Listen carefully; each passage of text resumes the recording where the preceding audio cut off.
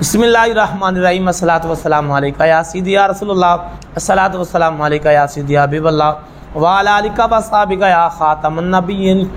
سیدنا ملا علی قاری علی رحمۃ اللہ علیہ آپ ارشاد فرماندے نے کہ جو انسان قربانی تے جانور ذبح کرے گا، قیامت والے دن آپ فرماندے نے اس جانور تے سوار ہو کے انسان پل صراط تے گزرے گا۔ یعنی ملا علی قاری علی رحمۃ اللہ علیہ آپ ارشاد فرماندے نے کہ جو جانور آپ قربانی تے ذبح کریں گے، جو جانور آپ اللہ دے ناتے قربانی والے دن قربان کریں گے، اس سے جانور تے سوار ہو کے پل صراطو آپ گزر جاواں گے اور جنت کی طرف چلے جاواں گے۔ ملا علی قاری علی رحمۃ اللہ علیہ آپ ارشاد فرماندے نے جو انسان قربانی تے جانور ذبح کرے گا، ان دے